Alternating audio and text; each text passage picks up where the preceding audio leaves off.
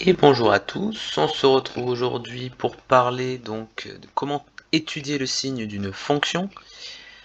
Je vous propose donc d'aborder 4 exercices différents avec des différentes méthodes, histoire de voir un peu l'ensemble des techniques pour étudier le signe d'une fonction. Donc première question qu'on peut se poser, c'est qu'est-ce que signifie étudier le signe d'une fonction?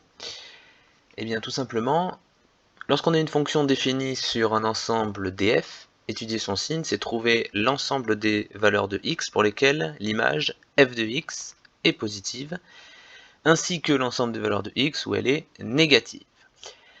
Donc, on peut également voir ça de manière graphique, c'est-à-dire lorsqu'on a la courbe représentative de la fonction, il suffit de lister les intervalles sur lesquels la courbe de la fonction est au-dessus de l'axe des abscisses, c'est là où la fonction sera positive, et les valeurs de x, donc les intervalles sur lesquels la fonction est en dessous de l'axe des abscisses, c'est là où elle sera négative. Par exemple, sur mon dessin ici, dans la zone rouge, donc les intervalles sur la zone rouge, c'est les endroits où la fonction est négative, et sur la zone bleue, c'est là où elle est positive. Bon, donc dans la suite, je vais présenter 4 exercices différents. Je vous propose à chaque fois de mettre sur pause, donc dès que je vous le dis, pour essayer de répondre aux questions. Vous allez voir que c'est beaucoup mieux que de suivre un cours en tant que spectateur. Ça va vraiment vous faire apprendre. Alors, comment est-ce qu'on fait quand on n'a pas la courbe représentative? D'abord, je vais vous présenter rapidement les techniques, entre guillemets, qu'on peut rencontrer. Tout simplement, numéro 1, en revenant à la définition. C'est-à-dire, on va voir, mais résoudre une inéquation. Regardez où c'est que la fonction est positive, f de x supérieur à 0, et où c'est qu'elle est négative. Deuxième technique, on peut factoriser notre expression, puis appliquer la règle des signes. Donc, évidemment, c'est beaucoup plus simple d'étudier le signe d'un produit, donc résultat d'une multiplication ou d'un quotient, que d'une somme ou d'une différence. Donc il est toujours pertinent d'essayer de factoriser au maximum notre expression. Troisième cas, on verra le cas particulier des polynômes du second degré, qui ont leur propre technique qu'on voit en classe de première. Et enfin, un cas un peu plus rare, mais des fois on n'a pas le choix, c'est en utilisant les variations de la fonction. Donc il faudra d'abord dériver, étudier le signe de la dérivée pour au final trouver les variations. On verra dans quel cas c'est utile. Alors, en tant que premier exercice, je vous propose de demander à votre fonction, demandez-lui. Donc considérons la fonction f définie sur l'intervalle 0 plus l'infini.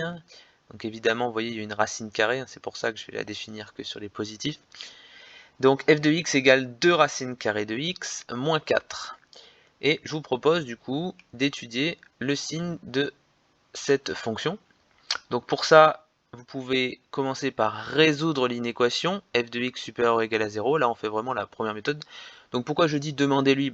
En fait, quand vous écrivez ça, vous lui demandez, c'est-à-dire vous lui dites fonction f, quand est-ce que tu es positive? Vous voyez, f de x supérieur ou égal à 0, ça veut dire f de x est positive. Une fois que vous avez résolu une équation, vous reformulez cette inéquation en français. C'est comme ça que vous allez pouvoir vraiment comprendre ce que vous faites. Et une fois que c'est reformulé, il ne restera plus qu'à traduire les informations que vous avez dans un tableau de signes. Donc je vous laisse le temps, essayez de mettre sur pause et à vous de suivre ces étapes pour trouver le signe de cette fonction. Bon, on va supposer que c'est fait, du coup, allons-y, résolvons l'inéquation f de x supérieur ou égal à 0. Donc f de x supérieur ou égal à 0, technique classique de résolution, j'additionne 4 des deux côtés de mon inéquation, je divise par 2, là je me retrouve avec racine de x supérieur ou égal à 2, comme les quantités de chaque côté sont positives, je peux élever au carré, d'accord? J'insiste bien, pour que ce soit une équivalence, il faut que les quantités soient positives. Comme on a une racine carrée, tout va bien. Donc je me retrouve avec x supérieur ou égal à 4. Si on reformule en français ce qu'on vient de dire, on a dit quoi? On a dit que la fonction est positive si et seulement si x est supérieur ou égal à 4, tout simplement. Donc dans notre tableau de signes, on sait où c'est qu'on va mettre le plus. On va mettre le plus quand x sera au-dessus de 4. Donc ça nous donne le tableau suivant. Le plus, je le mets dans la zone après 4, entre 4 et plus infini. Le moins, je le mets dans la zone entre 0 et 4, vu qu'on a une équivalence, c'est-à-dire si notre fonction n'est pas positive, elle est nécessairement négative, là où elle est définie. Et dès lors que j'ai mon changement de signe, j'ai cette valeur en 0, hein, qui, vous pouvez vérifier d'ailleurs, hein, f de 4, ça fait bien 0. Voilà, donc ça c'était la première méthode pour trouver le signe qui est très souvent utile au final, c'est de résoudre l'inéquation, de demander à la fonction quand est-ce qu'elle est positive. Deuxième méthode, donc je vous dis préférer les produits aux sommes, hein, ça va être la fameuse méthode de la factorisation. Donc là, on va considérer une fonction g qui n'est pas définie en -2, hein, attention, on va dire que le dénominateur, faut surtout pas qu'il s'annule, donc c'est le cas en x égale -2. g de x égale x exponentielle x moins x divisé par x plus 2. Bon. Je vous propose au préalable d'essayer de voir une erreur un peu classique en fait, que vous faites souvent en tant qu'élève. Donc essayez à vous de trouver l'erreur si jamais j'essaie d'appliquer, vous voyez, la première technique. Donc là on imagine un élève qui résout l'inéquation. Alors bon, pour que ce soit plus simple, j'ai juste pris le numérateur, mais l'erreur peut se généraliser, hein. X exponentielle x moins x supérieur ou égal à 0, donc là je dis que c'est équivalent à x exponentielle x supérieur à x, etc. C'est-à-dire que exponentielle x supérieur à 1 et que x est supérieur à 0, bon, apparemment j'aurais résolu l'inéquation. Qu'est-ce qui ne va pas là, dans cette résolution? Donc vous pouvez mettre sur pause et essayer de comprendre quelle étape est fausse en fait, hein. Donc, quelle étape est fausse? Eh bien, c'est à ce moment-là. Donc là, j'ai plus pas de problème, je peux faire plus x des deux côtés, ça me donne cette expression, hein, x exponentielle x supérieur ou égal à x. Mais là, qu'est-ce qui se passe? Pour passer de la deuxième à la troisième, en fait, je divise par x. D'accord? Je me sépare de ce x en divisant des deux côtés. Mais je n'ai pas le droit de faire ça.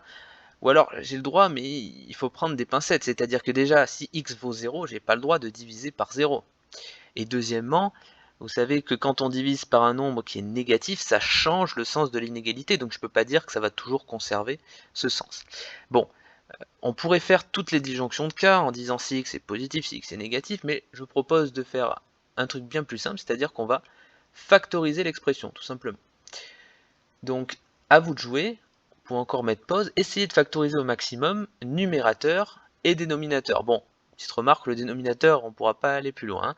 Donc surtout le numérateur, essayez de le factoriser. Donc, par quoi est-ce qu'on peut le factoriser? Bon, ben là, vous voyez, il y a ce qu'on appelle un facteur commun, qui est x, des deux côtés de la différence. Donc je peux le factoriser par x mon numérateur. Ça me donne x facteur de exponentielle x moins 1. Du coup, voilà mon expression finale de g de x qui est complètement factorisée, puisqu'en haut j'ai un produit, en bas, bon, ben, j'ai certes une somme, mais je ne peux pas faire mieux. Donc une fois que cette expression est factorisée, en fait, c'est beaucoup plus simple, parce que je vais pouvoir faire le tableau de signes, et comme là on a un produit en haut et au final en tout c'est un quotient, je peux simplement étudier le signe de chacun des facteurs, donc de x, exponentielle x moins 1 et x plus 2. Et une fois que j'ai trouvé tous les signes, j'applique la règle des signes et c'est gagné. Donc à vous de jouer, essayez de trouver le signe de chaque facteur, tout simplement en appliquant la première technique, c'est-à-dire vous résolvez chaque inéquation, x supérieur à 0, exponentielle moins 1 supérieur à 0 et x plus 2 supérieur à 0. Vous pouvez mettre sur pause. Bien, donc exponentielle x moins 1 supérieur à 0, ça revient à dire que exponentielle x est plus grand que 1, et ça revient à dire que x est plus grand que 0, bon ben ça c'est une propriété de la fonction exponentielle, vous savez qu'elle est croissante, et que c'est à partir de, enfin en 0 elle fait 1 tout simplement. Donc cette inéquation est résolue, pareil, bon x plus 2 supérieur à 0 ça va vite, et x supérieur à 0 je ne l'ai même pas écrit parce que ben, elle est directement résolue. Donc je reformule en français, cette fonction sera positive quand x sera plus grand que 0, et celle-ci quand x sera plus grand que moins 2. Donc il vous reste plus qu'à récapituler tout ça dans votre tableau de signes. Donc à vous de jouer, je remets ça pour que vous l'ayez sous les yeux, faites le tableau de signes, mettez sur pause. Allez, on suppose que c'est fait. Le tableau de signes, ça donne ça, donc x il est d'abord évidemment négatif, quand x est inférieur à 0 c'est évident, puis positif. Ça, on a dit, cette expression, elle est pareille, hein, négative puis positive en 0, donc finalement, ça a le même signe que x. Et x plus 2, elle est négative, s'annule en moins 2, puis devient positive. Alors attention, g de x, du coup, on applique la règle des signes, on a 3 signes moins, donc résultat négatif. Dans le deuxième morceau, on a 2 signes moins, résultat positif, puis résultat positif. Au final, on fait attention ensuite pour les zéros. Donc si le numérateur s'annule, c'est-à-dire le numérateur, vous voyez qu'il s'annule qu'en 0, hein, je fais tomber le 0 du coup pour x égale 0. Par contre, en moins 2, c'est le dénominateur qui s'annule, donc il faut que je mette une double barre pour symboliser la valeur interdite. Voilà, tableau de signes terminé. Donc si on récapitule, on a factorisé, étudié le signe de chacun des facteurs, et conclu par la règle des signes. Troisième exemple, là, ce coup-là, on va parler d'un polynôme du second degré. Donc on va récapituler un peu une méthode efficace pour étudier le signe d'un polynôme du second degré. Donc ici, on a moins x carré plus x plus 1. Donc c'est quoi les techniques? Bon, vous avez sans doute votre méthode, mais essentiellement, il faut évidemment connaître les racines, s'il en a, hein, de ce polynôme second degré, donc calcul du discriminant, etc. Ensuite, je vous conseille de tracer soit sur un brouillon, soit dans votre tête, l'allure de la courbe de votre polynôme. C'est-à-dire, vous savez que c'est une parabole, mais la parabole, vous devez vous dire dans quel sens est-ce qu'elle est orientée. Et est-ce qu'elle va couper ou non l'axe des abscisses? Ça, c'est en fonction des racines. Et une fois que vous avez ça, vous avez votre image en tête ou sur un brouillon, bah en fait, le tableau de signes, il se déduit directement. Donc, à vous de jouer. Je vous laisse faire, bon là j'ai déjà fait le calcul du discriminant, mais je vous laisse faire donc la recherche des racines. Essayez ensuite de... du coup, je vais y arriver, tracer au brouillon la courbe représentative de votre fonction, puis d'en déduire le tableau de signes. Mettez sur pause. Donc, les racines, j'ai x1, c'est 1 plus racine de 5 sur 2, je ne détaille pas les calculs, je pense que vous savez faire, et x2 c'est 1 moins racine de 5 sur 2. Je me retrouve donc avec, comme le coefficient dominant de mon polynôme, il y a un moins, c'est-à-dire que c'est un nombre négatif, je sais que ma parabole est orientée vers le bas. Donc je sais que, deux choses, elle a deux racines, donc elle va couper deux fois l'axe des abscisses, et elle est orientée vers le bas, donc en fait ça nous fait ça.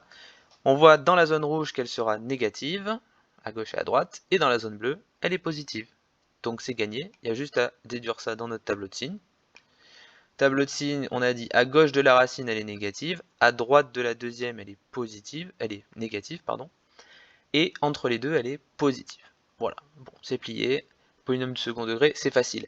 Bon, il faudrait également tester un autre cas où on n'a pas de racine, mais c'est essentiellement la même chose, c'est que comme elle n'aura pas de racine, par exemple, on imagine voilà, une parabole pour laquelle voilà, le polynôme n'a pas de racine, du coup on aura une parabole qui sera située en dessous de l'axe des abscisses. Donc elle sera tout le temps négative. Et on pourrait imaginer aussi dans l'autre sens une parabole toujours au-dessus de l'axe des abscisses, donc tout le temps positive. Bon. Dernier exemple, celui-là qui est un petit peu plus dur. Je vous propose du coup d'essayer d'utiliser les variations de la fonction pour en déduire son signe. Alors, déjà, regardons cette expression, x moins exponentielle x, elle n'a pas l'air si compliquée comme ça, mais en fait, si on essaie d'appliquer toutes les techniques, on va voir que on n'y arrive pas en fait. Première technique, si on résout l'inéquation, vous pouvez essayer de faire, hein, n'hésitez pas, donc allez-y, on va voir si vous faites une erreur d'ailleurs, donc souvent on fait des erreurs pour justement que ce soit plus simple, on essaie de se simplifier la vie, sauf que bon, ça marche pas comme ça. Donc si on résout l'inéquation, on a x moins exponentielle x supérieur à 0, on peut faire quoi? On peut additionner exponentielle x des deux côtés, on se retrouve avec ça. Le problème c'est que là, on a x, vous voyez, ici et ici. On ne pourra pas l'isoler d'un côté de l'inéquation. En fait, c'est mort. Cette inéquation, vous n'arriverez jamais à la résoudre comme ça à la main. Deuxième technique, vous vous rappelez, on a essayé de factoriser.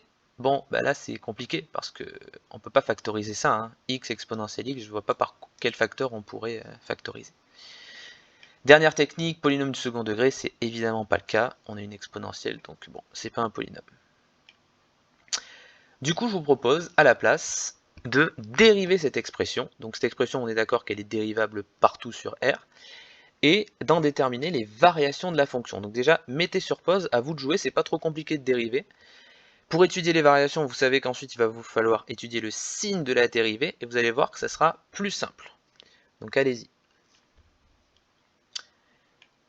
Alors, moi je dérive, je me retrouve avec, bon, dérivée de x c'est 1, 1 moins exponentielle x du coup. J'étudie le signe, c'est-à-dire je demande à ma fonction dérivée quand est-ce qu'elle est positive. Donc je me retrouve avec 1 supérieur à exponentielle x, c'est-à-dire que 0 est plus grand que x. Donc la fonction dérivée, hein, j'insiste, m'a répondu qu'elle est positive dès lors que x est inférieur à 0. Hein, inférieur, faites bien attention au sens de l'inégalité. Du coup, je peux faire le tableau de signes de ma dérivée, parce que là j'ai résolu complètement l'inéquation. Le tableau de signes va me permettre de trouver les variations de la fonction initiale. D'accord ? Donc vous pouvez le faire. Ça me donne donc, on a dit, hein, elle était positive quand x est plus petit que 0, donc plus, moins. Et les variations de la fonction sont en dessous, donc évidemment, quand la dérivée est positive, la fonction est croissante, quand la dérivée est négative, la fonction est décroissante. Et en 0, on peut vérifier facilement que L de 0, ça fait moins 1, d'accord? Je remplace x par 0, ça fait moins exponentielle 0, ça fait moins 1. Bon, mais à quoi ça sert cette histoire de variation? Parce que nous, c'était pas ça qu'on voulait, on voulait le signe de la fonction. Du coup, comment est-ce qu'on va faire? Eh bien, regardez, si on regarde bien notre fonction, là, on voit qu'elle est croissante, puis qu'elle va atteindre son maximum en moins 1 pour après décroître. Qu'est-ce qu'on en déduit de cette histoire? Eh bien que notre fonction elle est majorée par moins 1, que son maximum c'est moins 1. Mais moins 1 c'est un nombre négatif. Donc ça veut dire qu'elle est majorée par un nombre négatif. Et être majorée par un nombre négatif, bah, tout simplement, ça veut dire être négatif tout le temps, parce que moins 1 est plus petit que 0, donc L de x sera toujours inférieur ou égal à 0. Et en fait, on a gagné, parce que là, on vient de dire, notre fonction est toujours inférieure à 0, ça veut dire qu'elle est toujours négative, voire carrément ici, strictement négative. Donc là, voilà, on est dans un cas très particulier où les variations étaient plus simples à trouver que le signe, et ont pu nous donner une réponse qui est qu'elle est toujours négative. Alors attention, c'est pas toujours utile, hein, et c'est pas toujours possible. Voilà, c'est vraiment si vous n'avez pas d'autres possibilités, essayez cette technique-là. Voilà, c'est tout pour donc ces différents exercices sur la recherche de signes d'une fonction. Et on se dit à très bientôt.